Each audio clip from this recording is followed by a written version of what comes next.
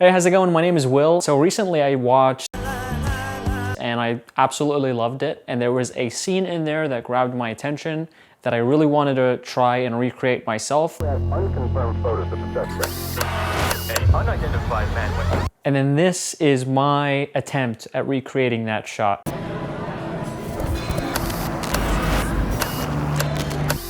All right, so let's get started with how I made this shot. So first of all, I opted for using a TV as the background instead of green screening it or shooting it on location for a few reasons. First of all, obviously shooting it on location is time consuming, sometimes isn't free, and it takes a lot of work. Green screening is also time consuming, but it's also really difficult technically. Also, it helps with the instant gratification of switching backgrounds really quickly, like going on YouTube, searching up different backgrounds and quickly pulling it up on the TV and seeing what it looks like right away in camera just makes the process way easier. I did this just by hooking up this MacBook Pro to the TV using screen mirroring. It works perfectly, but what I did find is that there's a little bit of a lag. It's not totally smooth, but for the situation that I was in, it worked just fine. In terms of the lighting, the two main lights that I use most extensively, RGB light right here, it's the Yongnuo tube light, and then I've got another light here, it's only bicolor,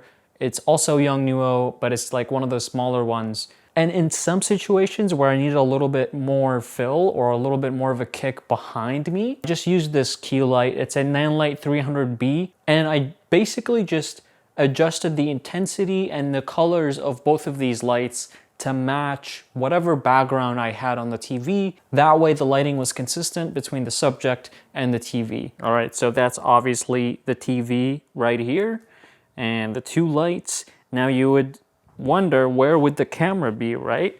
The thing is, it was actually really hard trying to fit myself in frame while having the TV fill the frame. So long story short, what I had to do was put the camera all the way at the end of the basement. And the only lens I had that made this work, it's called a Vivitar 80 to 200 millimeter f4.5, and even that wasn't enough, so I zoomed just a little bit, and that basically filled in the frame. And I sat way over there on that small little table, and then all I did next is grab all the footage, put it in Premiere, and I kept my head or figure exactly centered, which I actually shot it that way anyway, so I didn't actually have to move around any of the footage.